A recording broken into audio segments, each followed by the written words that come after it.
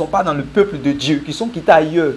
Mais quand ils ont discerné les choses, vous voyez que ça revient encore à la prophétie dont on est en train de parler. On avait traité lorsque Jacob est en train de descendre pendant que les gens sont restés sur la montagne. Et c'est comme ça. Des gens sont en train de voir, à cause de ce qu'ils sont en train de vivre, ils sont en train de savoir qu'il y a quelque chose qui est en train d'arriver. C'est comme ça aussi les mages. Voilà. En regardant, discernant, en faisant leurs études, ils ont vu qu'ils ont discerné, ils ont vu une étoile. Quand ils ont vu cette étoile-là, ils ont su que réellement, ça, ce n'est pas ce n'est pas quelque chose de normal. Ce n'est pas un événement normal qui se passe. Et dans leur lecture, puisqu'ils ont accès réellement aux choses spirituelles, voilà, ils ont discerné que c'est la venue d'un roi qui est là. C'est pour ça qu'ils ont suivi maintenant l'étoile. Ils ont pris maintenant tout leur...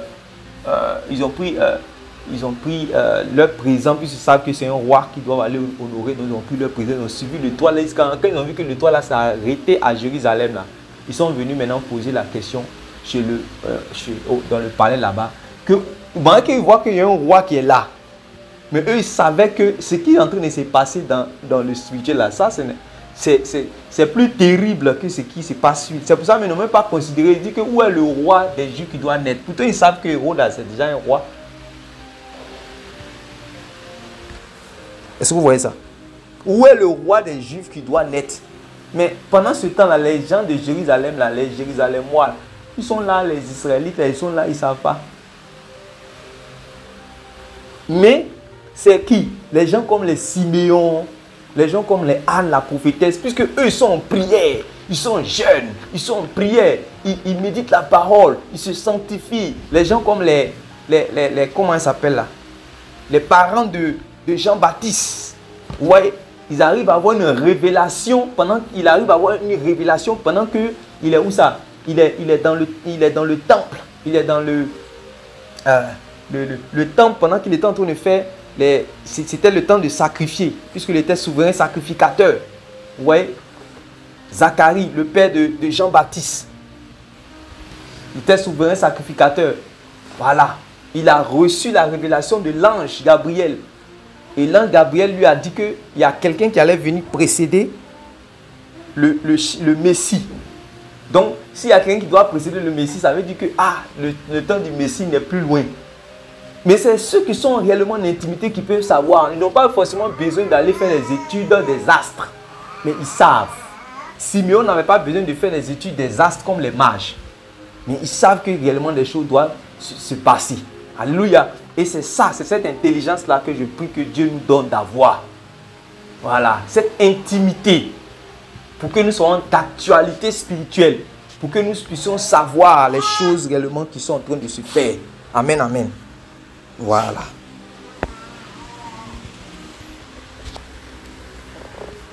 Oui, Romains.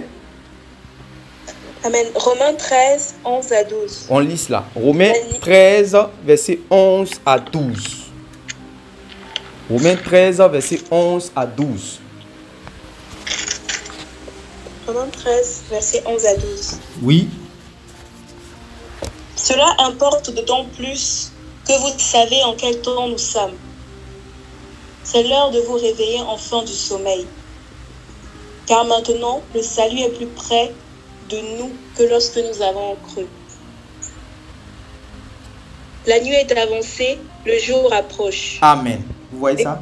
La nuit est avancée, le jour approche. La nuit est avancée, le jour approche. Donc, ceux à qui il parle, ils savent réellement que c'est un langage que l'apôtre est en train d'utiliser. Est-ce que vous comprenez? Voilà. C'est un langage que l'apôtre est en train d'utiliser. Il dit la nuit. La nuit est proche. Et la nuit, c'est ça, non? La nuit est avancée. Excusez-moi. La nuit est avancée. Le jour approche. La nuit est avancée. Le jour approche. Donc, par ce langage, vous comprenez que la nuit, là, va s'avancer. La nuit, en fait, a plusieurs périodes. La nuit a un commencement. La nuit a une fin. Voilà, c'est ce qu'on est en train de dire, que la manifestation du Seigneur Jésus-Christ, c'était le commencement des derniers temps. Maintenant, il y a la fin des derniers temps. C'est en regardant ce que le Seigneur Jésus a dit concernant les derniers temps là, que nous pouvons savoir à quel temps maintenant nous sommes.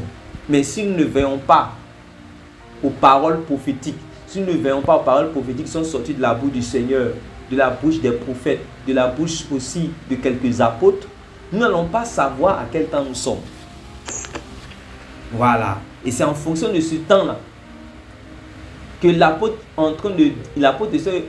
Paul était en train de dire aussi, puisque vous savez ce qui a poussé même l'apôtre même a dit que la nuit est avancée, comme si même parce que quand l'apôtre Paul était en train d'expliquer les choses concernant l'avènement du Seigneur, je vais vous dire clairement, il y avait des gens qui étaient, comme je vous ai dit là, on a dit quoi? Il y a un antichrist qui doit venir dans le monde, mais il y a plusieurs antichrists. Il y avait des gens qui sont comme des antichrists au temps où les Paul là étaient. Donc souvent même ils se demandent, est-ce que réellement ce n'est pas, voilà, est-ce que ce n'est pas réellement le temps là qui est là? Est-ce que vous comprenez? Mais c'est avec plus de profondeur qu'ils vont se dire non, que ce n'est pas encore le temps, mais ce qui est sur le Seigneur doit venir. On doit seulement s'apprêter. Voilà. Ce qu'on va avancer dans l'étude, vous allez comprendre, il y a certaines choses qu'on va dire.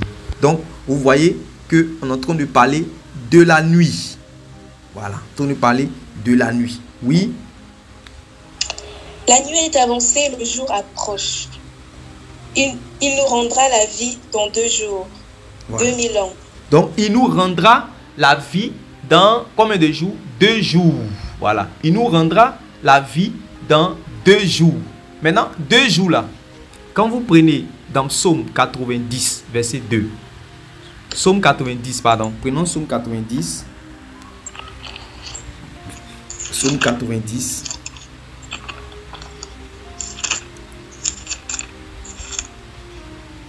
On va voir ce que l'apôtre Pierre a dit. C'est une parole des prophètes.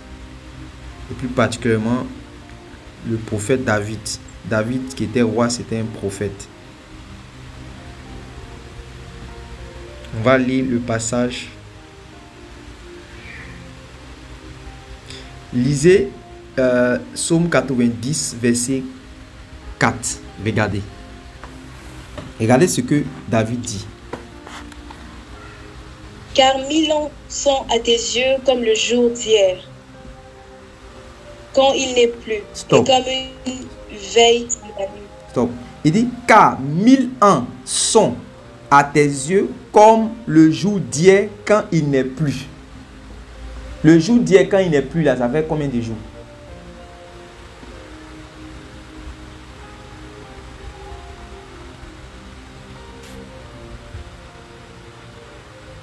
Pardon? Quand il dit, car 1000 ans sont à tes yeux comme le jour d'hier quand il n'est plus. Un jour. Voilà. Un jour. Ça fait 1 jour. Voilà. Le jour d'hier comme il n'est plus. Donc ça fait 1 jour. C'est le discernement en fait. C'est la compréhension du moins de ce passage-là que l'apôtre Pierre va répéter au sein. Qu'on va lire tout à l'heure. C'est après avoir lu cette parole-là qu'il a compris en réalité. Parce que c'est David, lui, qui a cette révélation prophétique du temps, selon l'éternité. Puisque David, lui, en tout cas, il a vécu beaucoup d'expériences à la prophétique. Il a été même enlevé, ça c'est sûr. Quand vous lisez le livre des Psaumes, si David n'a pas été enlevé, ça va m'étonner. Voilà. Car 1000 ans sont à tes yeux comme le jour d'hier, quand il n'est plus. Et comme une veille de la nuit. Comme une veille de la nuit. Donc c'est 1 jour. Donc 1000 ans sont à tes yeux comme 1 jour. Vous voyez que 1000 ans, ce n'est rien dans l'éternité, non? Hein? Vous voyez que 1000 ans ici, 1000 ans, ce n'est rien dans l'éternité, non? Oui, oui. Voilà. Donc, 2 Pierre chapitre 3 verset 8. 2 Pierre chapitre 3 verset 8.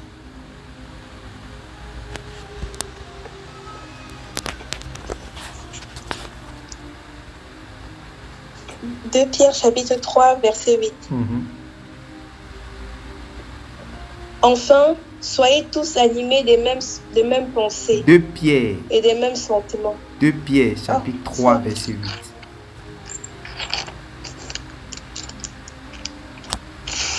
C'est 2 Pierre 3, verset 8. Oui. Mais il est une chose, bien-aimés, que vous ne devez pas ignorer. C'est que devant le Seigneur, un jour est comme 1000 ans, et 1000 ans sont comme un jour. Voilà. Devant le Seigneur dans l'éternité. Voilà. Il dit que là, devant lui là, un jour, c'est 1000 ans. Un jour, c'est 1000 ans. 1000 ans, c'est un jour. Est-ce que vous voyez? Maintenant, quand on lit la prophétie de Osée, on dit quoi? Il nous rendra la vie en combien de jours? 2 jours. Il nous rendra la vie en 2 jours. Vous voyez? Il nous rendra la vie en 2 jours. C'est une parole prophétique. Une parole prophétique par rapport même à c'est-à-dire que aux yeux de Dieu. C'est pour ça Pierre a dit devant les yeux de Dieu. Pierre dit devant Dieu. N'ignorez pas que devant Dieu. Et celui qui est en train de prophétiser, il est en train de parler selon le temps de Dieu. Il est en train de parler prophétiquement. Il dit qu'il nous rendra la vie dans 2 jours. Et quand vous prêchez, quand vous prêchez aujourd'hui, quand vous prêchez la parole de Dieu, aujourd'hui nous sommes réellement dans ce temps. Regardez que nous sommes dans quelle période dans le temps? Depuis que le Messie a été manifesté. Puisque c'est quand le Messie a été manifesté qu'il a dit je suis la vie. Je donne ma vie à mes brebis. Je suis venu, le voleur est venu pour détruire, égorger, dérober. Mais moi, je suis venu donner la vie. Donc, c'est le Seigneur Jésus qui a dit, je suis la résurrection et la vie. Le Seigneur Jésus dit, si la graine ne meurt pas, elle ne peut pas germer. Il faut que je puisse mourir afin de communiquer la vie. Mais depuis qu'il a manifesté la vie là jusqu'à cette époque-là, ça fait combien de temps? 2000 ans. Ça fait 2000 ans. Prophétiquement parlant, ça fait combien de jours? 2 jours. Ça fait combien? 2 jours. Ça fait 2 jours. Est-ce que vous voyez? Ça, c'est le temps de la grâce qui a été prophétisé depuis par Osée.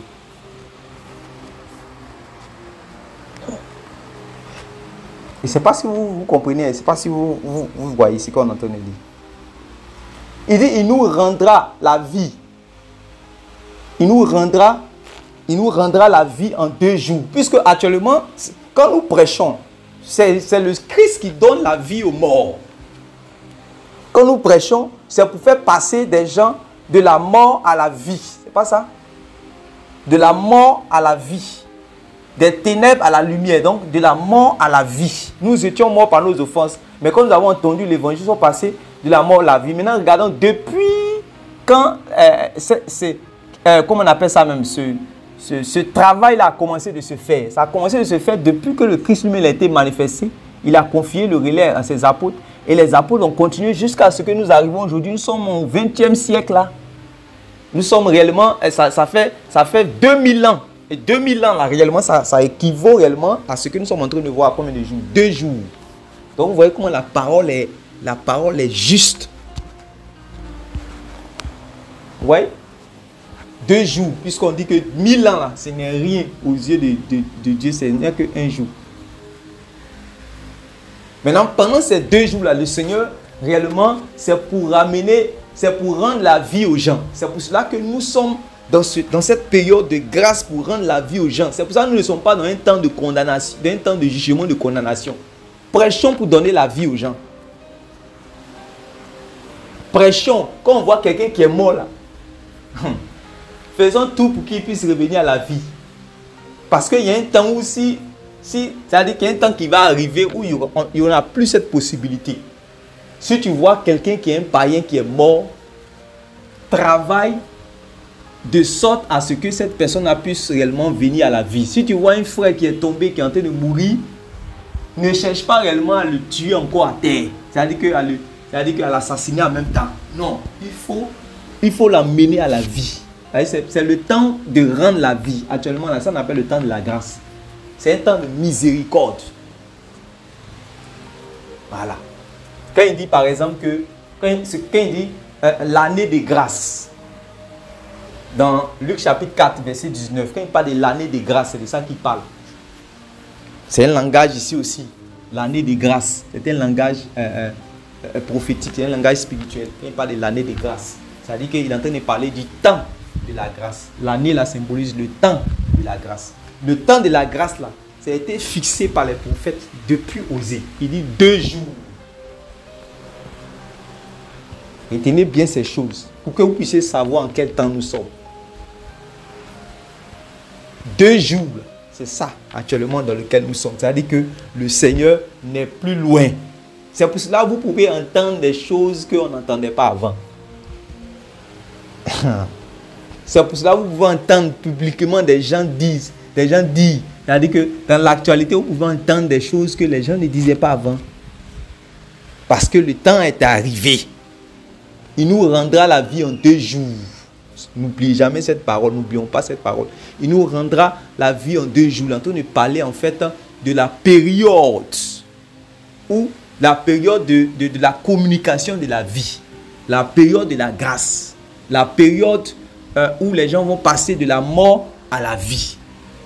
Voilà. Puisqu'il fallait que la graine, le blé descendu du ciel, le Seigneur Jésus meurt d'abord pour que les gens puissent vivre. Et depuis qu'il est mort, là, ça fait maintenant 2000 ans. Nous prêchons cela au païen chaque fois.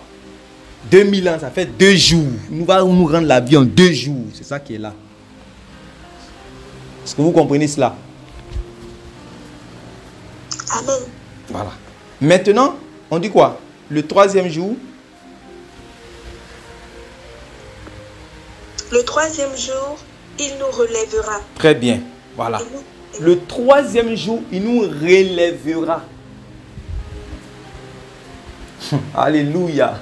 Le Seigneur Jésus lui-même, il a fait 1 jour, 2 jours, 3 jours. 3e jour, il s'est relevé. Le 3e jour, lui aussi, il va nous relever aussi. Alléluia. Amen. Voilà. Amen. Le 3e jour, il nous relèvera. Voilà. Et le 3e jour, là, c'est aussi un millénaire. Et ça aussi, c'est un mystère. Ça, c'est un enseignement vraiment... Quand on va parler du royaume de Dieu, là, je vais réellement expliquer ça. Voilà, quand on va parler du royaume de Dieu, je vais expliquer ça. Parce que le prophète Ésaïe a touché cela clairement. Voilà. Le prophète Ésaïe a touché cela.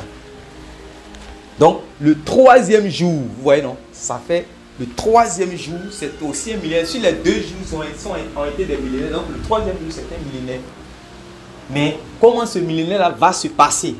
Ça aussi, c'est des choses qu'on va... Mais on dit le 3e jour, il va nous relever. C'est ça qui est le plus important d'abord.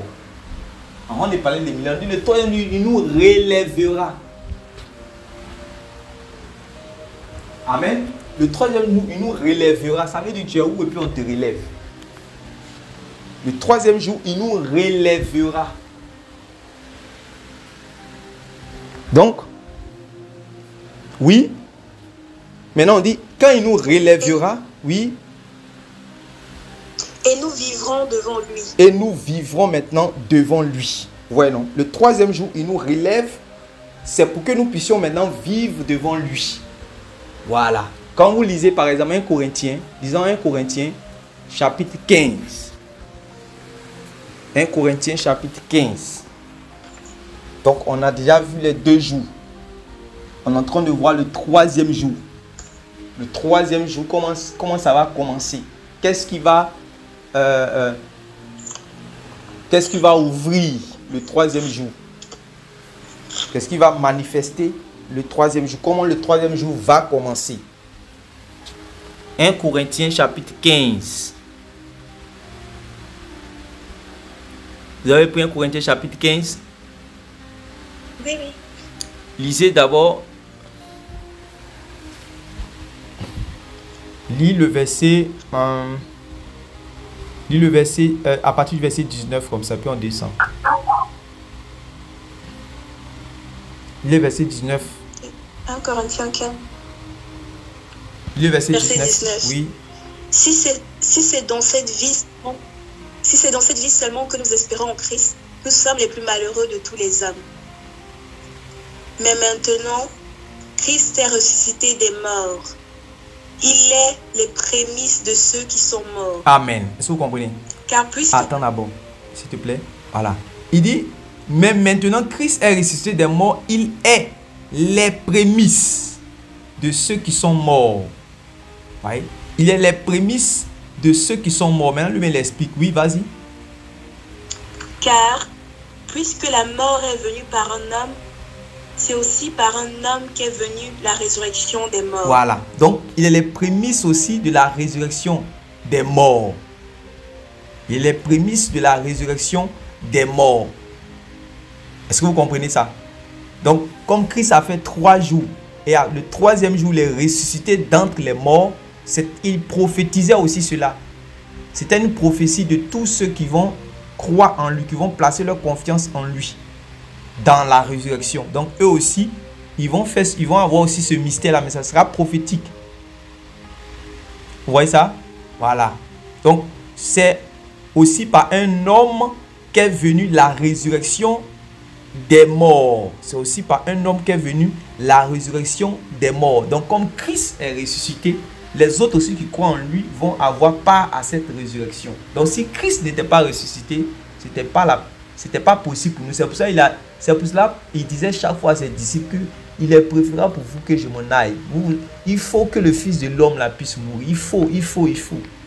Parce que c'était nécessaire que la graine puisse mourir d'abord. Voilà. C'était nécessaire que la petite graine puisse mourir. Parce que si la petite graine meurt, il y aura un mystère de la germination. Et que ce mystère de la germination va faire que ça va devenir un grand arbre. Un gros arbre. Voilà, un gros arbre. Et ça va devenir un arbre qui va avoir plusieurs fruits. Et c'est nous qui sommes tous ces fruits-là. Il fallait que le Christ d'abord lui-même soit sémé. Oui, allons-y.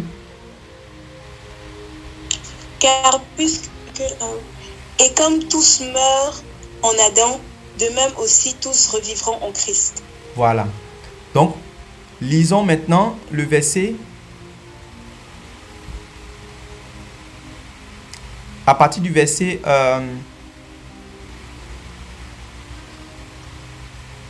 lisons à partir du verset 44.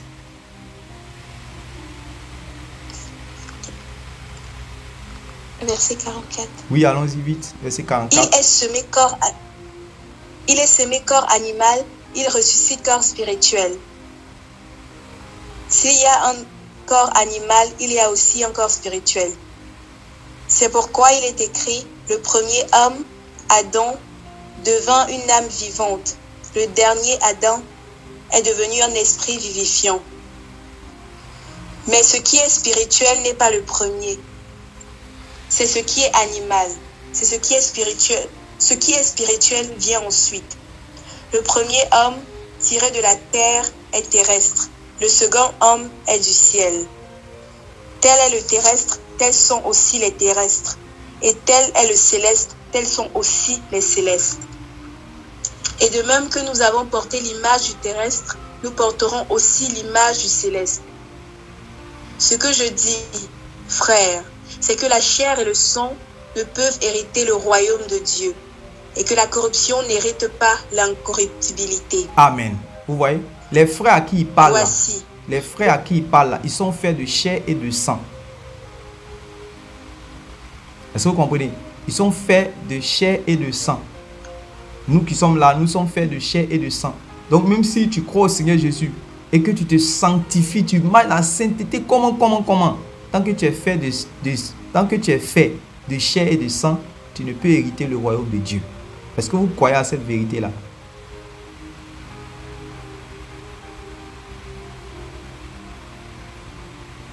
C'est ce qu'il est en train de dire à ses frères. Il dit, ce que je dis, frère, c'est que la chair et le sang ne peuvent hériter le royaume de Dieu. C'est une vérité à laquelle tu dois croire fermement pour ne pas que tu puisses croire un jour que le royaume de Dieu est déjà venu. Parce qu'il y a des gens qui pensent qu'ils sont déjà dans le royaume de Dieu. Il y a des gens qui pensent qu'ils ont déjà hérité le royaume de Dieu. Il y a des gens qui pensent que la résurrection est déjà venue. Au temps de l'apôtre Paul, il y avait des gens qui parlaient, qui prêchaient cela. Et jusqu'aujourd'hui, il y a des gens qui continuent à croire cela. Que la première résurrection a déjà eu lieu. Il y a un frère même que souvent Linda écoutait. Je lui ai dit de faire attention. Parce que dans leur point là, il prêche ça. Que nous sommes déjà dans la première résurrection. Et ça, Paul dit que si c'est ça là, donc nous on est en train de se fatiguer pour l'évangile, on est en train de nous persécuter, on a faim, on a soif, on a les rébus de ce monde, on nous piétine, on est délivré des bêtes, il y a beaucoup de malheurs qui nous arrivent, toutes ces difficultés qui nous arrivent là, donc tout ça c'est en vain quoi. C'est que allons-y manger, allons-y dormir, parce que demain on va mourir. Laissons en même temps cette affaire de souffrir pour l'évangile là, si la résurrection a déjà eu lieu. Ouais. Voilà. Donc il y a des gens qui ne croient pas à la résurrection. Il y a des gens qui disent que la résurrection a déjà eu lieu. Voilà. Donc, l'une des choses que tu dois savoir d'abord, c'est que la chair et le... Parce que la résurrection, c'est ce qui va permettre aux gens d'avoir accès au royaume de Dieu. Puisqu'il faut que Dieu d'abord relève. On dit, il nous relèvera. Et nous allons vivre devant lui. Donc, tant qu'on ne t'a pas relevé, est-ce que tu peux vivre devant lui? Tu vois que l'évangile, là, quand tu connais ça dès le départ, depuis les prophètes, il n'y a pas quelqu'un qui peut venir te tromper. Pour connaître quelqu'un qui ne change pas, il faut le connaître au début seulement. Si tu l'as connu au début, là, tu vas savoir qu'il ne change pas. Quand les apôtres ont prêché l'évangile, là, je vous dis, ils ont prêché l'évangile avec les paroles des prophètes. Et c'est ça que les Béréens, quand aussi les Juifs de Bérée, là, quand ils ont entendu l'apôtre Paul prêcher, pour voir si ce que l'apôtre Paul dit là, c'est ça, mettez-moi l'expression, pour voir si c'est ça, pour voir si c'est la vérité là, ils sont regardés ce que les prophètes l'avaient dit. Quand ils examinent, ils voient que ce que l'homme là dit là, c'est la vérité. Il parle vraiment de la part de Dieu. Donc, l'évangile qu'on est en train de dire, l'évangile ou bien la sainte doctrine, ou bien l'évangile, là, les prophètes là, Dieu a mis ça dans leur bouche. C'est pour cela qu'on dit dans Hébreu que Dieu a parlé autrefois de plusieurs manières et à plusieurs reprises à nos pères par les prophètes. Quand vous lisez plus loin, on dit dans même Hébreu là que l'évangile que nous sommes en train de recevoir aujourd'hui là, eux aussi ils ont reçu ça avant. C'est parce qu'ils ont été incrédules, ils n'ont pas eu la foi. Voilà. C'est parce qu'ils ont été incrédules que là, cette parole-là n'a pas trouvé foi chez eux. Sinon, ils ont entendu la même parole. Mais seulement que c'était des choses, puisque les paroles des prophètes, vous avez vu comment les images sont profondes. Non? Il faut réellement défricher cela. Voilà. Donc, quand les gens entendent des choses à mon cher, c'est pour ça, quand Dieu même envoyait Ésaïe, il dit, va leur parler. Ce que tu vas dire, ils ne vont pas comprendre. Va leur parler, ils ne vont pas comprendre. Et si tu n'es pas un, c'est pas possible. Si tu es un crédit, tu es un duci, si tu es un docile, tu vas prendre caillou pour lapider tout de suite Isaïe. Tu vas lapider Jérémie, tu vas lapider tous les prophètes. C'est ça Jésus dit aux pharisiens là que vous êtes en train de dire de vos cœurs que si nous étions à cette époque là, on ne va pas. Attendez, il y a un passage qui vient. Lisez Jérémie chapitre 25, vous allez voir. À partir du verset 7. On va revenir sur notre passage qui est là. Jérémie. Vous allez voir quelque chose. Jérémie chapitre 25.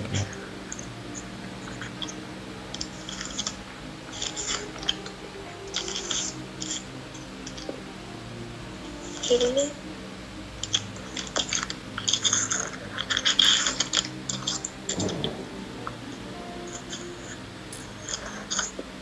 Jérémie chapitre 26.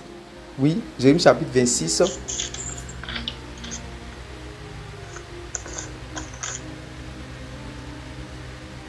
Parle à partir, et lis à partir du verset 2. Lis à partir du verset 2. Jérémie 26, verset 2. Oui, Ainsi parle l'Éternel. Tiens-toi dans le parvis de la maison de l'Éternel et dis à ceux qui de toutes les villes de Juda viennent se prosterner dans la maison de l'Éternel toutes les paroles que je t'ordonne de leur dire. N'en retranche pas un mot. Peut-être écouteront-ils et reviendront-ils chacun de leur mauvaise voie. Alors je me repentirai du mal que j'avais pensé leur faire à cause de la méchanceté de leur action. Amen. Ouais, la même chose que Dieu a dit, Dieu a fait avec les habitants de Ninive, là, Dieu était prêt à faire aussi avec les habitants de Jérusalem qui vivaient dans le mal. Parce que Dieu fléchit toujours lorsque quelqu'un se répand. Quelle que soit la méchanceté dans laquelle il se trouve, une fois qu'il se répand, la dernière fois on a parlé de ça, c'est la faiblesse de Dieu. Dieu fléchit. Voilà. Dieu ne dédaigne pas un cœur contrit. Donc il dit va, peut-être. Il veut les sauver, parce qu'il veut les sauver, il dit va. Peut-être que quand tu vas leur parler, mes paroles que je vais mettre dans leur bouche, voilà. Oui, allons-y. Je vais mettre dans ta bouche. Vas-y. Tu leur diras, ainsi parle l'Éternel. Vous ne m'écoutez pas quand je vous ordonne de suivre ma loi que j'ai mise devant vous. D'écouter les paroles de mes serviteurs, les prophètes que je vous envoie, que je vous ai envoyés dès le matin et que vous n'avez pas écouté. Amen. Il dit, il les a envoyés quand? Dès le matin. Voilà, c'est un temps prophétique aussi. C'est pour ça, c'est dès le matin là, que l'apôtre dans Hébreu il a dit autrefois. Puisque c'est le matin qu'il a envoyé les prophètes. C'était une période, un temps où Dieu a utilisé les prophètes. Mais malheureusement, à cause de l'incrédulité, ils n'ont pas reçu ces paroles des prophètes. Ils n'ont pas reçu les paroles des prophètes. Ils ont tué. Regardez, quand vous lisez Ésaïe, toujours, Ésaïe chapitre 6, quand Ésaïe a eu la vision de son appel, Ésaïe chapitre 6, regardez, quand il dit, c'est terrible, Ésaïe chapitre 6, lisez à partir du verset 8. Ésaïe 6, verset 8. Oui. J'entendis la voix du Seigneur disant, qui enverrai-je et qui marchera pour nous? Je répondis, me voici, envoie-moi. Il dit alors, va et dis à ce peuple. Voilà. Vous entendrez. Va et dis à ce peuple. Regardez ce qui est maintenant la suite du quoi? Vous entendrez et vous ne comprendrez point. Oui. Vous verrez et vous ne saisirez point. Oui. Rends insensible le cœur de ce peuple. Oui. Endurcis ses oreilles. Oui. Et bouche-lui les yeux. Pour qu'il ne voie point de ses yeux, n'entende point de ses oreilles, ne comprenne point de son cœur, ne se convertisse point et ne soit point guéri. Amen. Vous voyez? Je vais vous poser la question, voir si vous comprenez ce langage. Je peux poser la question? Ok. Qui a endurci le cœur du peuple là?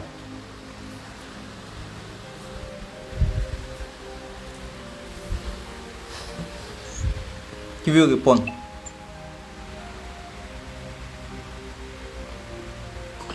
Ouais, c'est Dieu. C'est ça, on dit, les paroles des prophètes là, c'est pas amusement. En réalité, si tu lis ça comme ça, tu vas dire c'est Dieu. Mais en réalité, c'est pas Dieu qui a endurci leur cœur. Regardez l'accomplissement de cette prophétie-là. Il va lire deux passages comme ça, vous allez voir l'accomplissement de cette prophétie. Avant qu'on va continuer cette prophétie, puis c'est pas encore terminé, puisqu'il dit, on était au verset 11, où il va dire jusqu'à quand Seigneur, parce qu'il voit que, lui il a été envoyé pour aller ouvrir les yeux en tant que, comme on appelle ça, en tant que prophète, pour amener les gens à la conversion, pour qu'ils retournent à la pratique de la loi. Et puis lui, il entend que quand il va aller parler là, les gens seront endurcis. Il dit, rends il dit quoi? Rends-les insensibles. Il dit, rends insensible le cœur de ce peuple. Endurcis ses oreilles et bouche-lui les yeux. En réalité, c'est pas ce qu'ils vont dire là. Il y a une posture que tu dois avoir. Si tu n'as pas cette posture-là, tu vas te comporter même chose en réalité comme les persécuteurs des prophètes. Regardez. Prenez par exemple Jean chapitre 12. Vous avez relis d'abord le passage bien pour que vous puissiez voir. On était au verset 8, non? Relis. Comme ça, vous allez voir les mêmes paroles. Et j'entendis la voix du Seigneur disant, qui enverrai-je et qui marchera pour nous? Dieu lui-même cherche qui va aller pour lui. Maintenant, il a répondu lui. Je répondis, me voici, envoie-moi. Oui. Il dit alors, va et dis à ce peuple, vous entendrez et vous ne comprendrez point. Vous verrez et vous ne saisirez point. Rends insensible le cœur de ce peuple. Endurcis ses oreilles et bouche-lui les yeux, pour qu'il ne voie point de ses yeux, n'entende point de ses oreilles, ne comprenne point de son cœur, ne se convertisse point et ne soit point guéri. Amen. Donc, quand aujourd'hui, avec tout le tableau que tu as de Dieu, allons-y, lis d'abord le passage. Jean chapitre 12. Vous avez pris Jean chapitre 12. Vous avez pris Jean chapitre 12. Oui. Lisons le verset 37. Jean chapitre 12, le verset 37. Malgré tant de miracles qu'ils avaient fait en leur présence, ils ne croyaient pas en lui. Amen. C'est Jésus. Malgré tant de miracles que Jésus avait fait, ils ne croyaient pas en lui. Oui. Afin que s'accomplisse la parole qu'Ésaïe, le prophète, a prononcée. Seigneur, qui a cru à notre prédication? Et à qui le bras du Seigneur a-t-il été révélé? Amen. Ici, là, ça c'est la prophétie de quelle parole? Vous qui lisez la Bible, vous qui avez déjà lu les paroles le livre d'Ésaïe, rapidement. Un frère.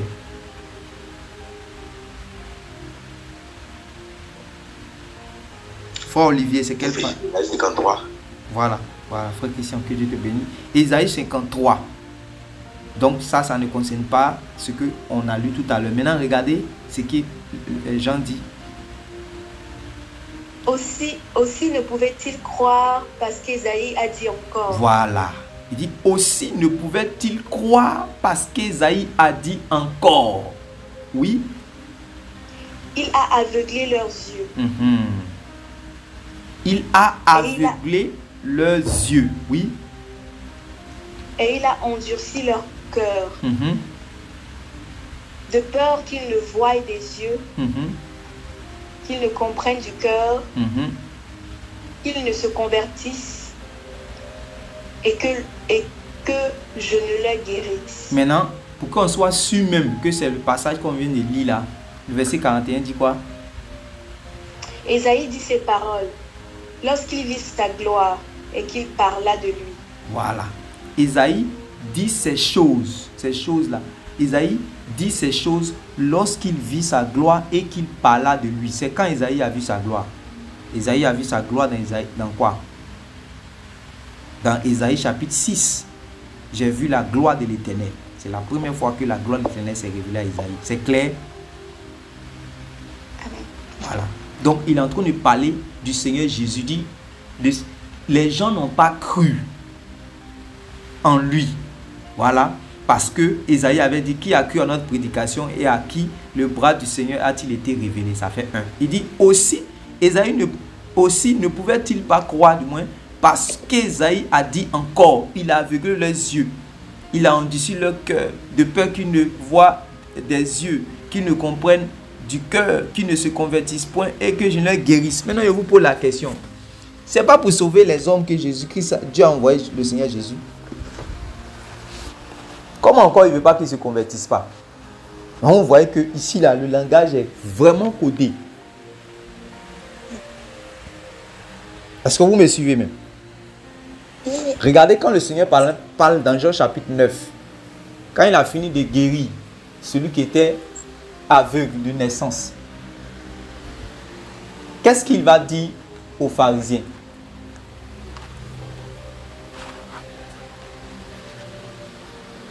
Dans Jean chapitre 9, là, qu'est-ce qu'il va répondre aux pharisiens qui ne croyaient pas?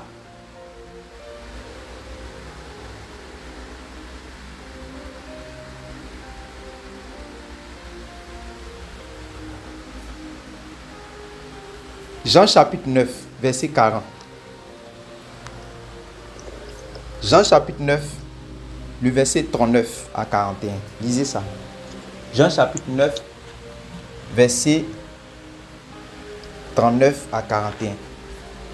Excusez-moi, quand je parle, quand je prêche là, quand j'enseigne là, je touche beaucoup de choses pour éclairer en même temps beaucoup de choses. C'est pour cela qu'on est en train de toucher ces choses-là.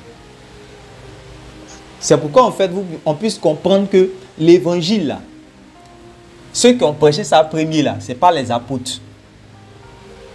C'est pour cela qu'il a dit qui a cru à notre prédication. Donc la prédication que nous prêchons aujourd'hui là, c'était prédication d'Ésaïe. Ésaïe dit c'est notre prédication. C'est une vieille prédication. Elle ne peut pas être changée. Est-ce que vous comprenez ça? C'est une vieille prédication qu'on a confiée depuis même à Ésaïe. Qui a cru à notre prédication? Qui a cru à ce qui nous a été révélé? C'est la prédication qui a existé depuis les temps des prophètes. C'est ce que je suis en train d'expliquer ici maintenant. Oui? Puis Jésus dit, je suis venu dans ce monde pour un jugement, pour que ceux qui ne voient point voient, et que ceux qui voient deviennent aveugles. Stop. Ouais, non. Il est venu pour un jugement. Pour que ceux qui ne voient point voient, et que ceux qui voient deviennent aveugles. Oui?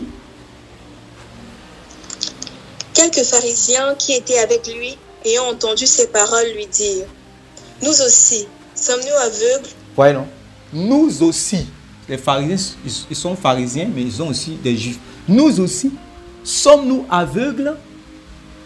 Oui. Jésus leur répondit, si vous étiez aveugles, vous n'auriez pas de péché. Voilà. Il dit, si vous étiez aveugles, vous n'auriez pas de péché. Qu'est-ce qu'il est en train de dire alors? C'est-à-dire, si vous étiez, c'est-à-dire que aveugle, vous n'auriez pas de péché. C'est-à-dire que si vous étiez de vrais aveugles, vous ne seriez pas coupable, vous n'auriez pas de péché. Oui? Mais maintenant, vous dites, nous voyons. Mais maintenant, vous dites, nous voyons. Oui? C'est pour cela que votre péché subsiste. C'est pour cela que votre péché subsiste. Est-ce que vous comprenez ce langage? Amen. Ça veut dire quoi? Que quand Ésaïe va partir parler là, il y a des gens, quand ils sont devant Ésaïe, eux ils se voient comment? Comme des gens saints. Donc, s'ils se voient comme des gens saints, alors le message d'Ésaïe va les faire quoi? Ils vont repousser son esprit. Est-ce que vous me suivez? Est-ce que tout le monde est là? Si vous êtes là, nous sommes là. On est là. Regardez ce que le Seigneur Jésus dit. Il dit que si vous n'étiez pas, si vous étiez aveugle, voilà, il dit, si vous étiez, puisqu'ils ont dit, sommes-nous aveugles? Voilà, sommes-nous aveugles? Jésus leur répondit, si vous étiez aveugle là, voilà, on va parler comme ça. Si vous étiez aveugle là, vous n'auriez pas de péché. Mais maintenant, vous êtes en train de dire que vous voyez. Vous êtes en train de dire, nous voyons. C'est pour cela que votre péché demeure, votre péché subsiste. Donc, quand Ésaïe qui est envoyé vers le peuple, quand il va vers un peuple le peuple a dit, je vois, dès que tu dis, tu vois, là, le message d'Ésaïe, là, ça te fait quoi? Ça te rend aveugle. Ça te rend aveugle. Ah. Maintenant, quand Ésaïe vient parler, quand il dit tu ne vois pas, le message d'Ésaïe te fait quoi? Ouvre les yeux. Est-ce que vous comprenez maintenant? Maintenant, je réponds la question. Qui allait aveugler?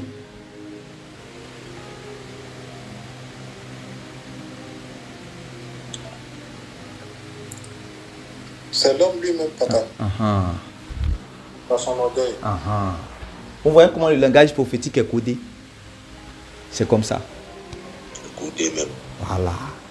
Donc quand tu dis, ah, c'est Dieu, c'est la même chose quand il explique souvent dans Romains chapitre 9, que l'apôtre Paul parle, dans Romains chapitre 9. Et puis, les gens ont pris ça comme une doctrine. Ils disent, voilà, Dieu a fait les vases de choses, des vases de colère. Ils n'arrivent pas à comprendre les choses. C'est ça. Donc, vous voyez, quand les prophètes viennent, il faut que tu sois dans une posture. Si tu n'es pas dans cette posture-là pour les écouter, tu vas prendre caillou. Tu vas te comprendre. C'est ça, Jésus les regarde. Jésus dit, vous avez dit dans votre cœur que si nous étions au temps des prophètes là, au temps de nos pères, du moins, si on était au temps de nos pères, on n'allait pas s'associer à eux pour tuer les prophètes. Il dit, vous êtes en train de mentir en vous-même. Parce que vous-même là, c'est vous qui avez été les tueurs des prophètes depuis Abel. Jésus était vraiment dur. Il a dit, c'est vous qui avez tué. C'est-à-dire que tous les prophètes depuis Abel, le juste là, jusqu'à Zacharie. Voilà. Jusqu'à Zacharie, que vous avez tué entre le temple et l'autel. Jusqu'à Zacharie, fils de Barachi, que vous avez tué entre le temple et l'autel. Et puis maintenant, il dit, comblez la mesure de vos pères. Ça veut dire, accomplissez ce que vos pères n'ont pas accompli. C'est-à-dire que vos pères là, ils ne sont pas à mon temps. Donc, terminez leur travail. Si c'est moi, je suis le dernier que vous devez tuer, puis maintenant, votre travail maintenant est complet. C'est ça, c'est un langage que Jésus a utilisé maintenant. Et puis maintenant, il dit, Jérusalem, Jérusalem, toi qui tues tous les prophètes qui te sont envoyés. Combien est-ce que, regardez maintenant le langage, il dit, combien est-ce que n'ai-je pas voulu te rassembler? Voilà. Comme une mère pour le rassembler ses poussins. Ce langage-là, ça signifie quoi?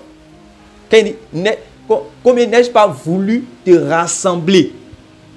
Comme une mère pour le rassembler ses poussins. Quand vous entendez un tel langage, qu'est-ce que ça vous dit automatiquement? Quand il dit, Jérusalem, Jérusalem, toi qui tues tous les prophètes qui te sont envoyés. Combien n'ai-je pas voulu te rassembler comme une mère pour rassembler ses poussins? Quand vous entendez par exemple un tel langage, qu'est-ce que ça signifie? L'esprit d'un tel langage, la pensée dans un tel langage, qu'est-ce que ça signifie?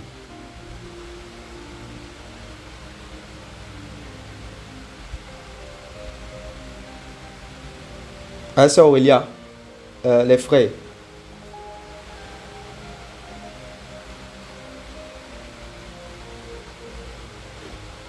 Parce que c'est Jésus est en train de pleurer. Jésus est en train de pleurer quand il leur parlait comme ça. Il est en train de pleurer. Il est en train de pleurer sur son peuple. Il dit, combien de fois n'ai-je pas voulu? Ça veut dire que, qu'est-ce qu'il est en train de dire par là?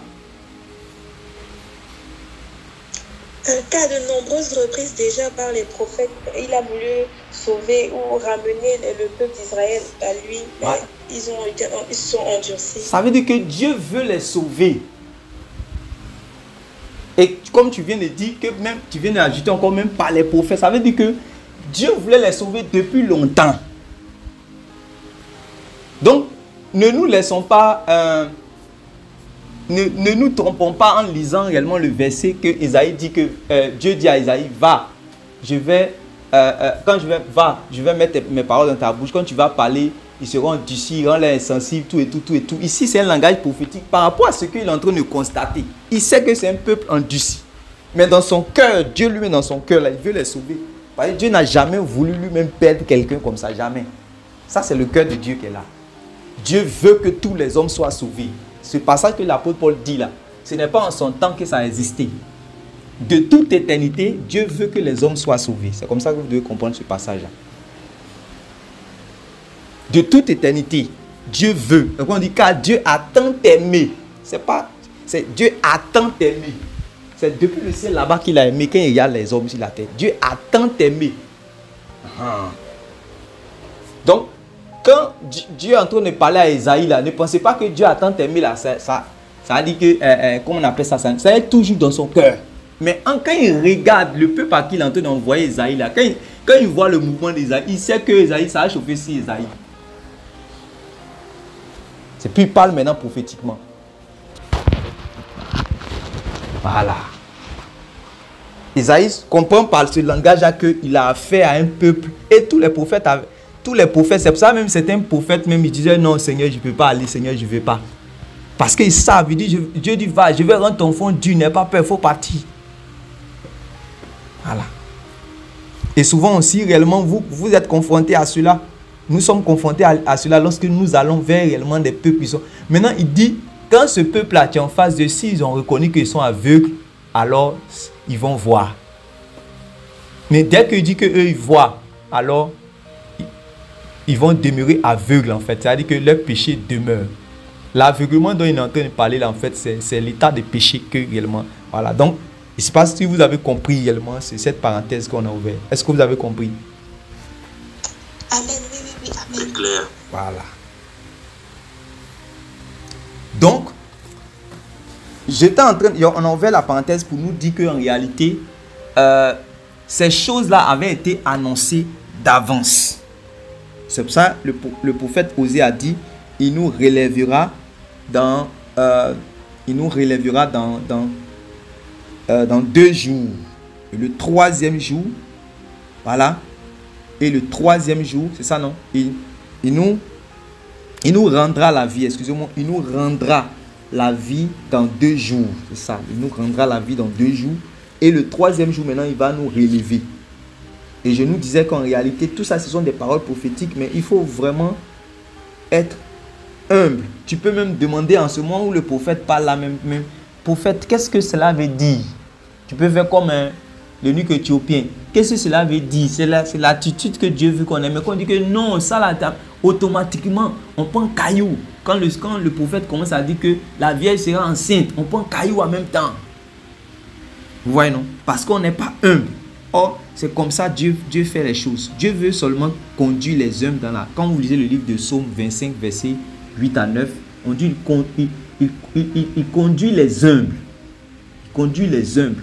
Donc quand Dieu te parle, tu ne comprends pas. Il veut que tu sois humble pour qu'il maintenant il t'explique. Il peut te dire une chose, quand il va te dire la chose, tu vas dire, ah non, ça là. Voilà. Et puis maintenant il explique. C'est pas quand il parlait par exemple avec le Seigneur parlait par exemple avec ses disciples, il dit, gardez-vous du levain des pharisiens. Il pouvait dire facilement d'abord, gardez-vous de l'enseignement des pharisiens. Mais il fait espoir et puis il dit, gardez-vous du levain des pharisiens. Et puis maintenant chacun dit, ah, qui n'a pas envoyé du pain? Qui a envoyé du pain? Qui a envoyé le vin? Qui a envoyé du pain? Sans de discuter. Puis il dit, regardez-moi, pourquoi vous êtes incrédule comme ça? Et puis malgré qu'il parle dur comme ça, là, personne ne se fâche pour partir à la maison. Parce que nous, on est fâché. Mais comment lui, il nous parle d'une manière en parabole. Il veut qu'on comprenne ça comment? Nous, on est fatigué, on s'en va à la maison. Mais tu t'en vas à la maison parce que tu es incrédule, tu es orgueilleux. Mais ils sont là. Il dit, Seigneur, mais qu'est-ce que ça veut dire? Puis maintenant, le Seigneur explique maintenant. Est-ce que nous comprenons ça? Puis maintenant, le levain dont je suis en train de parler là, c'est l'enseignement des pharisiens. Donc, il plaît au Seigneur de parler ainsi. Et c'est comme ça les prophètes parlaient. Voilà. C'est comme ça les prophètes parlaient. Et quand vous regardez, les choses de l'esprit sont comme ça. Quand vous regardez, quand vous lisez le livre d'Apocalypse, vous voyez comment le langage des choses sont utilisés, non? Voilà. Comment pour parler d'un personnage, l'apôtre Jean, parce que dans sa posture maintenant de prophète, parce qu'il est en train de voir la vision, il est en train de parler de code maintenant, le nom de son nom, c'est comme ça, c'est ainsi. Il parle de la bête, il parle de la corne, tout ça. C'est pour que ce soit seulement que ceux à qui Dieu a donné, ceux à qui Dieu donne de pouvoir comprendre, ce sont les humbles. Ce n'est pas des gens que Dieu a connus depuis le ciel à part, qui leur donne de connaître. Non, c'est les humbles que Dieu donne de comprendre. Vous voyez toujours ça comme ça. Quand on dit ceux à qui Dieu a donné là, c'est-à-dire que c'est aux humbles à qui Dieu donne de comprendre. Voilà. Dieu c'est un esprit. Les esprits, Dieu est esprit. Les esprits là, eux, ils ne parlent pas comme ça. Non. Même partout, les esprits font les choses de manière sacrée. C'est pour ça le langage là, on doit employer l'apôtre Paul dit que nous employons un langage spirituel pour les choses spirituelles. Et quand on parle comme ça, parmi nous, nous sommes habitués réellement à ce langage, nous sommes habitués réellement à ces choses, nous comprenons ce que, telle chose ça veut dire, telle chose ça veut dire. Voilà. Quand il parle par exemple des eaux, des grandes eaux, il peut dire seulement la population, mais il dit les grandes eaux. Et puis maintenant, l'ange, il y a un autre ange maintenant, l'ange maintenant va venir maintenant expliquer ce que les grandes eaux là veut dire. Il lui montre les grandes eaux. Et c'est un langage. C'est comme ça aussi Dieu vous parle dans vos visions et dans vos songes. Il vous parle réellement par des images. Il peut vous dire le message là directement. Pourquoi lui veut vous parler par les images? C'est comme ça les esprits sont. C'est comme ça. Quand on dit que Dieu est esprit là, en réalité, voilà ce que ça veut dire. Voilà. Il a besoin toujours qu'on le consulte. Il a besoin toujours qu'on lui demande qu'est-ce que cette chose-là, qu'est-ce que ça signifie. S'il n'est pas figé. Voilà. Sans dire Dieu est esprit là, c'est de ça qu'on parle. Donc on va fermer maintenant la parenthèse par rapport à tout ce que comment Dieu a utilisé les prophètes pour parler réellement de ces choses. Il nous rendra la vie en 2 jours. Le 3e jour, il nous relèvera. Et on est en train de lire dans 1 Corinthiens, le chapitre 15. Et dans 1 Corinthiens, le chapitre 15, qu'est-ce qu'on disait? Dans 1 Corinthiens, chapitre 15, on est en train maintenant là de voir la résurrection. C'est-à-dire que le fait qu'on soit relevé le 3e jour. Être relevé, c'est être relevé d'entre les morts. Voilà. C'est être relevé d'entre les morts. Et on a dit le verset. On a dit le verset. Au verset 50. Au verset 50, on avait établi quelque chose de clair. Il faut que ça soit toujours clair dans nos esprits. Le verset 50 a dit quoi? Dans 1 Corinthiens chapitre 15. Ce que je dis, frère, c'est que la chair et le sang ne peuvent hériter le royaume de Dieu. Et que la corruption n'hérite pas l'incorruptibilité. Voilà. Et on avait dit que, bien que nous sommes en Christ aujourd'hui, mais comme nous sommes faits de chair et de sang, c'est-à-dire que si on nous pique, si on peut faire sortir le sang en nous encore, c'est-à-dire que nous sommes faits de chair et de sang. Dans cette nature, on ne peut pas hériter le royaume de Dieu. Donc il faut qu'il y ait un miracle qui se passe. Il faut qu'il y ait quelque chose qui se passe.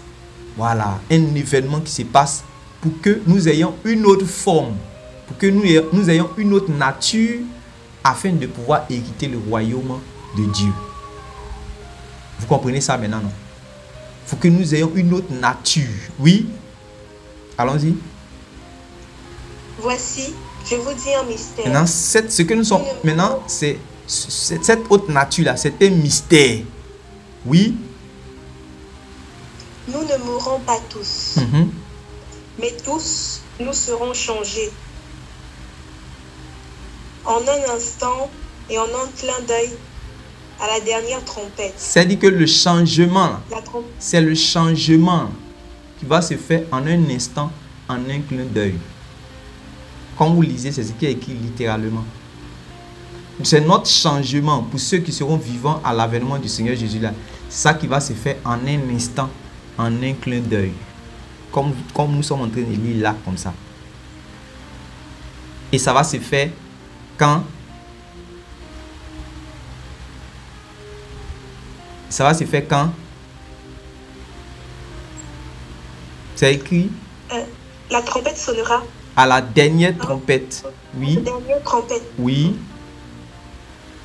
La trompette sonnera et les morts seront incorruptibles. Et nous serons changés. Oui. Allons-y seulement. Car il faut que ce corps corruptible revêt l'incorruptibilité et que ce corps mortel revêt l'immortalité. Lorsque ce corps corruptible aura revêtu l'incorruptibilité, et que ce corps mortel aura revêtu l'immortalité, alors s'accomplira la parole qui est écrite. La mort a été engloutie dans la victoire. Ô mort, où est ta victoire? Ô mort, où est ton aiguillon? Amen. Voilà. Amen. Donc, c'est en ce moment que ça dit que la mort sera engloutie. Voilà, par la victoire de la lumière, la victoire de la lumière. Et en réalité, cet événement qu'on est en train de parler là, c'est ça que dans l'Apocalypse, on va appeler la première résurrection. Quand on va arriver là-bas, on va lire cela. Mais ici, on appelle ça la résurrection. Voilà. Mais c'est dans l'Apocalypse qu'on va appeler cela la première résurrection. Et puis, on va laisser une béatitude à cette résurrection en disant: heureux ceux qui ont part à la première résurrection, car les œuvres les accompagnent. Recording in progress. Et on va dire, c'est parce que vous m'avez entendu, et on va dire: heureux ceux qui ont part à la première résurrection, car leurs œuvres les accompagnent. Là-bas, on parle de première résurrection, mais ici, on parle de résurrection. Est-ce que vous voyez ça? Et c'est ça que le prophète Osée a appelé le troisième jour, il nous relèvera. Maintenant, il nous relève pourquoi? Il nous relève, on dit, il nous relèvera et quoi? Il nous relèvera et nous vivrons devant lui. Voilà, et nous vivrons devant lui. Donc, on va vivre devant ce Dieu éternel là. C'est pour ça que nous devons réellement avoir ça. Nous devons avoir réellement sa nature. Nous devons être tel il est. Tel il est, nous aussi, nous devons être comme ça. Voilà. Est-ce que vous voyez? Donc, c'est ça que le prophète Osée a prophétisé comme ça. Tout ce qu'on est en train de voir, la résurrection. C'est pour cela que depuis le temps ancien, même les pharisiens même croyaient à la résurrection. Voilà. Même les pharisiens même croyaient à la résurrection depuis les temps anciens. Parce que ceux qui vraiment lisaient les paroles des prophètes, ça ne manquait pas en fait. Voilà, ça ne manquait pas. Certains, en tout cas, les Juifs attendaient la résurrection parce que c'est ce qu'on avait promis. Quand vous lisez le livre de Daniel, là, mais c'était clair.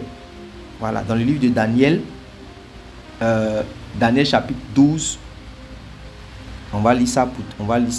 Voilà. Même si on n'a pas pu terminer aujourd'hui, il faut que ce qu'on est en train de voir, le deuxième jour, il nous rend la vie. Le troisième jour, il nous relèvera. Il faut qu'on voit au moins ça. Daniel chapitre 12.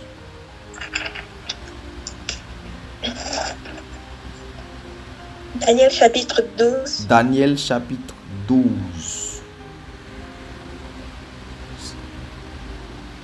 Lis le verset 2. Verset 2. Plusieurs de ceux qui dorment dans la poussière de la terre se réveilleront. Les uns pour la vie éternelle et les autres pour l'opprobre, pour la honte éternelle. Ceux qui auront été intelligents brilleront comme la splendeur du ciel. Et ceux qui auront enseigné la justice à la multitude brilleront comme les étoiles à toujours et à perpétuité. Amen. Lis le verset 12. Heureux celui qui attendra et qui arrivera jusqu'à 1335 jours. Oui. Et toi, marche vers ta fin. Tu te reposeras et tu seras debout pour ton héritage à la fin des jours. Ouais, non. Donc, c'est un relèvement. Ce que dit, tu te reposeras, tu vas te coucher et tu seras debout. Tu seras debout. Mais avant ça, vous avez vu la parole que vous avez lue tout à l'heure, non? Heureux celui qui attendra et qui arrivera jusqu'à 1335 jours. Et toi, marche vers ta face, tu te reposeras et tu seras debout pour ton héritage à la fin des jours. Voilà. Donc voilà ce que le prophète Osée est en train de prophétiser de la part de Dieu. Ça, c'est le fait d'être relevé le troisième jour afin que nous puissions vivre devant lui. Donc, on a dit que ce passage parle de la première résurrection qui est notre délivrance et aussi notre établissement dans le royaume de Dieu, avec Dieu lui-même. Alléluia. Amen. Voilà. Donc, il est 23 heures. Il est 23 heures. Il faut que je puisse vraiment respecter l'heure. Il est 23 heures. J'espère que j'ai dit quand même beaucoup de choses. On va continuer une prochaine fois. Dieu voulant, Dieu aidant.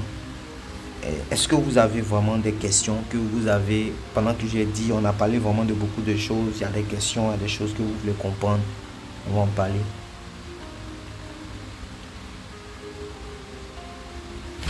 Il y a des questions.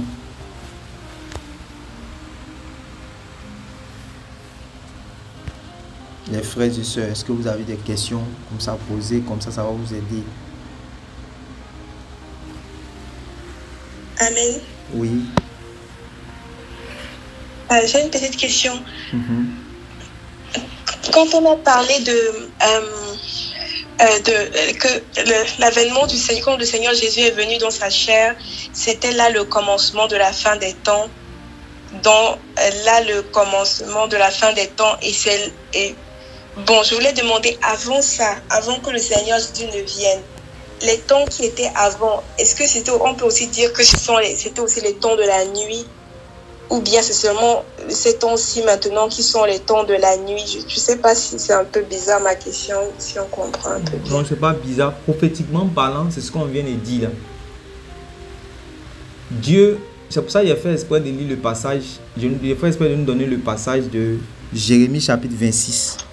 On vous a dit à quelle heure que Dieu envoyait les prophètes. On vous a dit que c'est le matin que Dieu envoyait les prophètes.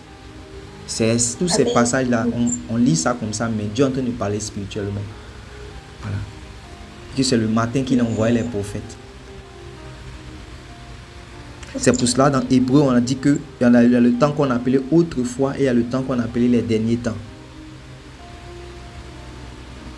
Maintenant, depuis le temps de Jean-Baptiste, le royaume de Dieu est forcé.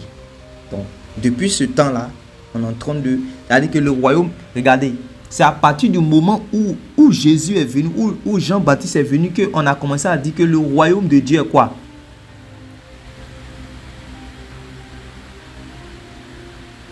Elle est forcée. Non, après forcé, on a dit ils ont dit un autre langage. À part forcé, il y a un autre langage aussi. Le royaume de Dieu est là, c'est venu. Voilà, le royaume de Dieu est proche. Merci, frère Richard. Le royaume de Dieu est proche. Mais pourquoi on dit le royaume de Dieu est proche? Si on dit le royaume de Dieu est proche, naturellement, ça veut dire quoi? Ça veut dire quoi avant? Ça veut dire que avant que les gens là viennent dire que le royaume de Dieu est proche là. Avant, le royaume était comment? C'était loin. C'était pas encore proche. Voilà. C'était loin. C'est comme ça qu'on doit comprendre la Bible. Donc ça veut dire qu'il y a deux temps. Il y a un temps où le royaume de Dieu est proche. C'est pour ça en ce moment-là, quand ce temps-là arrive là, c'est le royaume d'abord. C'est pour ça que les gens parlent de beaucoup de choses à Jésus. Ils disent, mais c'est le royaume d'abord. Depuis ce temps-là, c'est le royaume d'abord. Regardez par exemple, quand Dieu parle aux enfants d'Israël, quand il leur donne sa loi, il dit, si vous accomplissez ma loi, alors je vais vous bénir, je vais vous donner telle terre, je vais vous donner ceci, je vais vous enrichir, je vais vous faire ça, je vais vous faire ça. Par rapport à cette terre dans laquelle nous sommes actuellement. Ils mettaient leurs promesses même dans ce temps dans lequel nous sommes là. Mais depuis que le royaume des cieux maintenant s'est approché là, mon cher, toutes les promesses de Dieu là, c'est dans l'autre temps. Et quand quelqu'un n'a pas compris ça, c'est pour ça que les gens prêchent mal l'évangile. C'est pour ça que les gens ne sont pas concentrés dans l'enseignement et puis dans l'évangélisation. Regardez le Seigneur Jésus, pendant qu'il parlait chaque fois, le royaume des cieux, le royaume de Dieu, le royaume de Dieu, le royaume de Dieu. Héritage, héritage, héritage, héritage. Heureux ceci, vous allez avoir ceci, vous... Il y a un gars qui est assis là, il écoute héritage, héritage, royaume, héritage. Il y a un moment, il vient vers le Seigneur, il dit, Seigneur, mais moi j'ai mon frère là, notre papa nous a laissé un héritage. Et puis, il ne veut pas me donner ma part. Qu'il faut trancher là, il faut parler dedans. Qu'est-ce que Jésus a dit?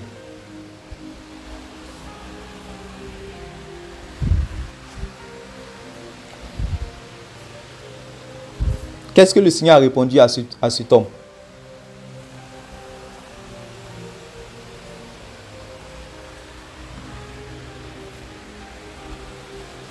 Non. Ouais, c'est pour ça qu'il demande si vous suivez là.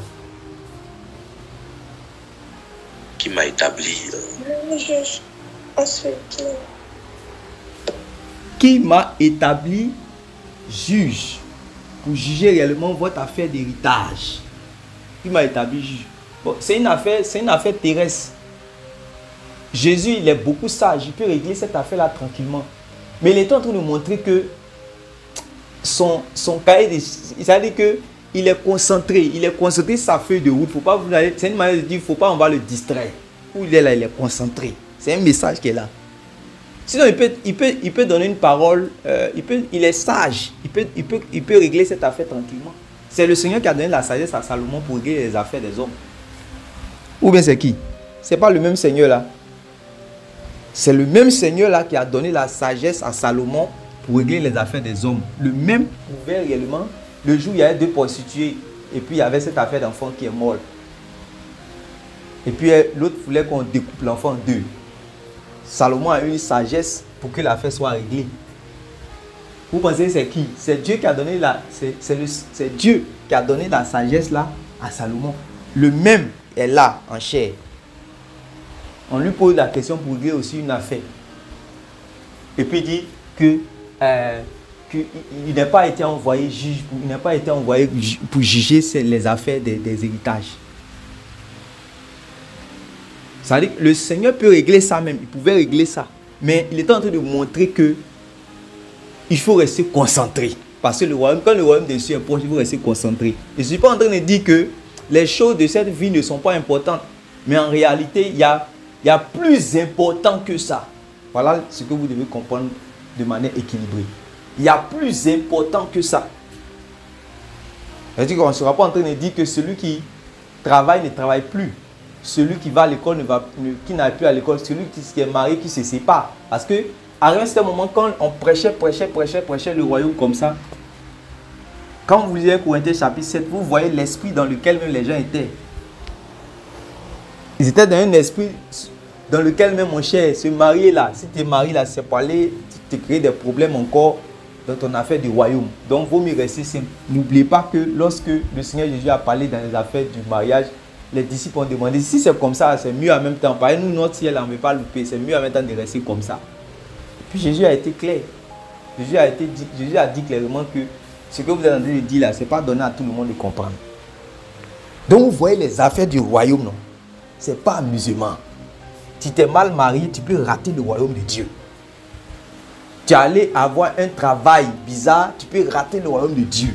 Tout ce que tu dois faire là, est-ce que ça va être réellement un problème par rapport au royaume? Hey. On va parler du royaume là. Hey. Hey. C'est-à-dire, tout ce que tu dois faire là dans ta vie, est-ce que c'est ça? Est-ce que ça va te permettre de pouvoir même mieux partir dans le royaume, mais ça va te ralentir ou bien ça va te créer des problèmes? Pierre dit, si ça va me créer des problèmes, il vaut mieux ne pas faire en même temps. Il vaut mieux laisser ça. Et puis Jésus dit, ce que tu dis là, ce n'est pas tout le monde qui arrive à accepter ça. C'est celui à qui Dieu a donné de quoi accepter ça, c'est lui qui comprend.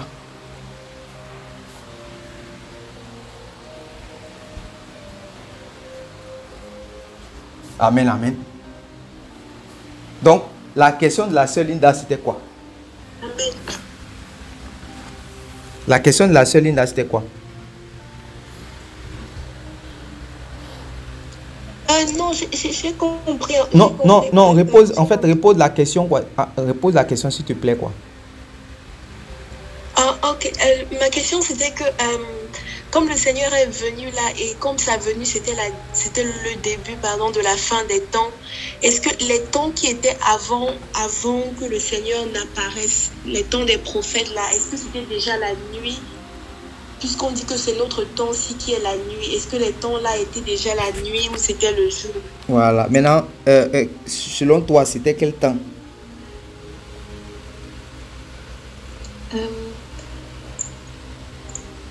Selon moi... Selon ce qu'on vient de partager. Je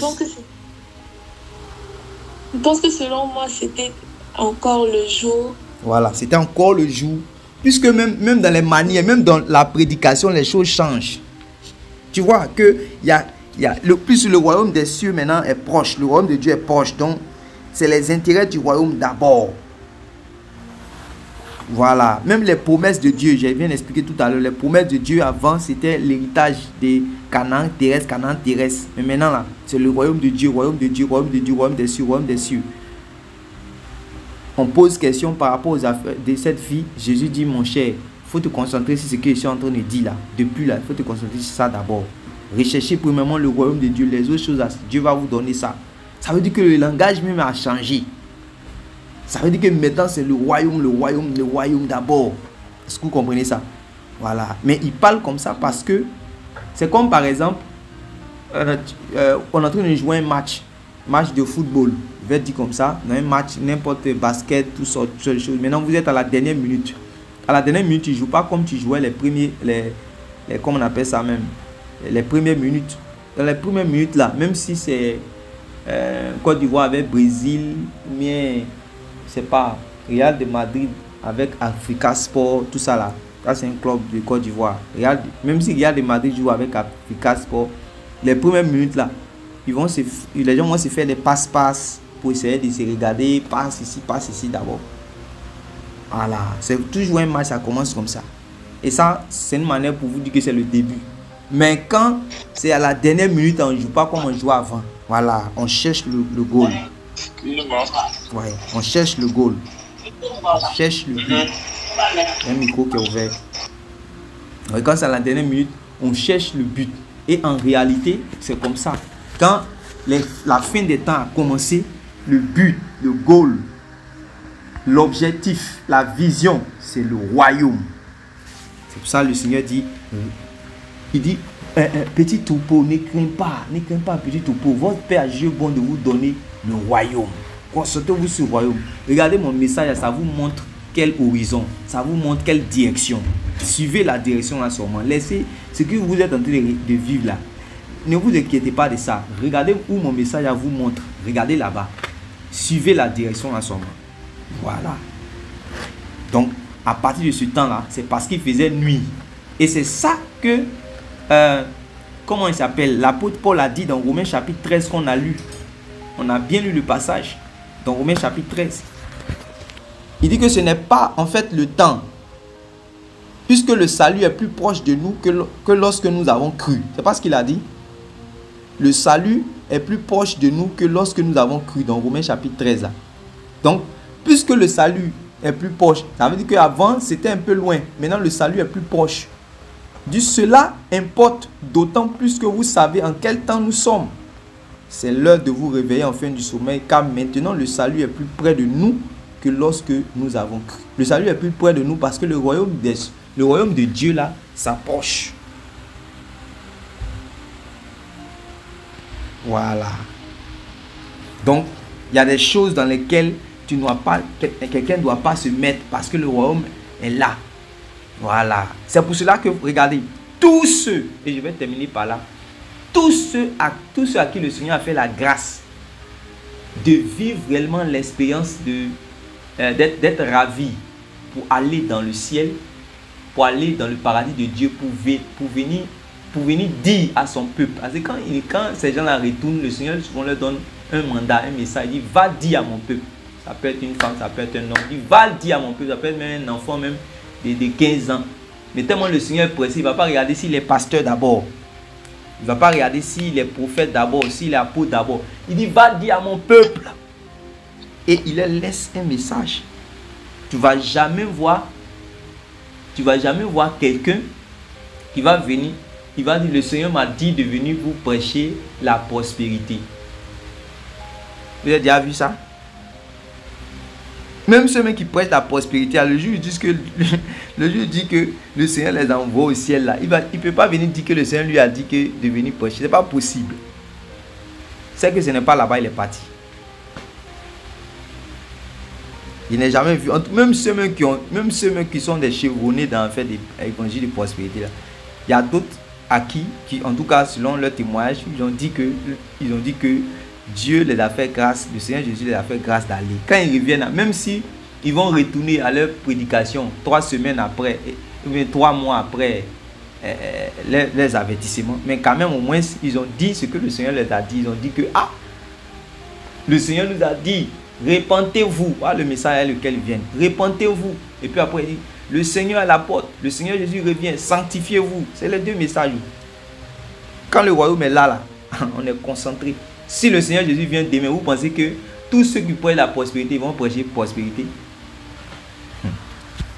On regarde le Seigneur Jésus. Même ceux qui font les miracles, c'est là ils vont savoir que miracle est bon, mais il y a quelque chose qui est plus bon que miracle. Est-ce que vous comprenez ça? Ceux qui sont des puissants, Dieu les utilise puissamment dans le miracle là.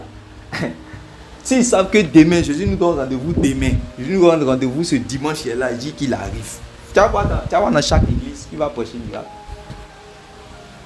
Parce qu'on sait que ce n'est pas les miracles qui conditionnent les gens à être prêts pour le royaume. Tout le monde sait ça. Même celui que Dieu utilise puissamment dans le miracle, il sait ça.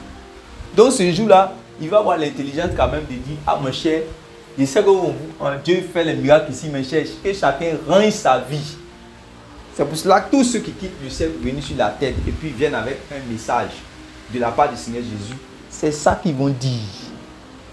Parce que le royaume est proche. Donc nous sommes la nuit. Quand c'est la nuit, on annonce le matin. Alléluia. Quand c'est la nuit, on annonce le matin. On va s'arrêter là. On va voir pourquoi maintenant on annonce le matin la prochaine fois. J'avais déjà commencé déjà tout à l'heure. On va voir pourquoi on annonce le matin. Pourquoi tous ceux réellement qui arrivent, qui quittent le ciel, quand ils arrivent là, ils disent que le Seigneur Jésus arrive. Changez de vie. Sanctifiez-vous. Que celui qui dérobait ne dérobe plus. Dépouillez-vous donc des œuvres des ténèbres. Le salut est plus proche de nous que lorsque nous avons cru. C'est ce que tu peux dire. Tu vas dire autre message. Que Dieu vous bénisse. Il y a une autre question? Amen.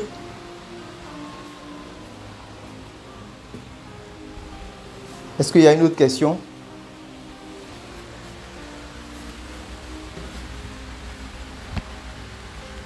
Ok, que le Seigneur vous bénisse. Que sa grâce vous soit abondamment multipliée. On va demander au frère Richard de faire la prière pour la fin.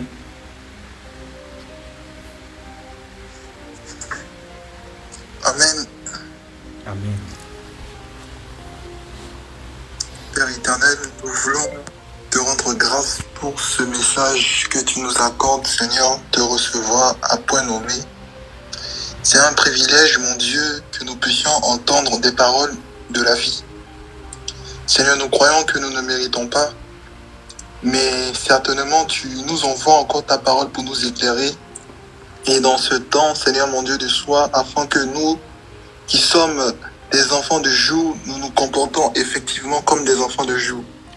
Je te prie, Père de gloire, que la parole que tu nous as communiquée ce soir par ton serviteur, Seigneur, ne soit pas arrivée sur des terres, mon Dieu de gloire, qui ne vont pas produire, ou dans des oreilles, Seigneur, sourdes.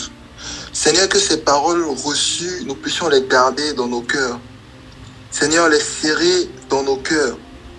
Les méditer, Seigneur mon Dieu. Que véritablement cela reste en nous. Que nous puissions la garder. Que cela brille en nous et que nous puissions briller par elle. Au nom de Jésus-Christ, je prie que sonnette d'alarme, Seigneur mon Dieu, que cette trompette, mon Dieu, qui résonne dans nos cœurs au travers de ta parole, mon Dieu de gloire, nous conduise jusqu'à bon port, jusqu'à dans ton royaume, Père, afin que l'entrée dans ton royaume éternel nous soit grandement accordée. Donne-nous, Père de gloire, Seigneur, d'être concentrés dans le Dieu de gloire. Certainement, cette parole a mis en lumière que nous devons ranger certains domaines de notre vie, nous préparer, nous rappeler des choses que tu nous as dit, nous rappeler véritablement encore que tu es à la porte que tu reviens très bientôt et que nous devons être prêts. Voilà pourquoi que tout un chacun d'entre nous, Père de gloire, qui a écouté cette parole, mon Dieu de gloire, Seigneur, puisse maintenant, ô Dieu de gloire, Seigneur, encore plus se réveiller, encore plus prendre garde. Que celui qui est debout prenne garde à ne pas tomber.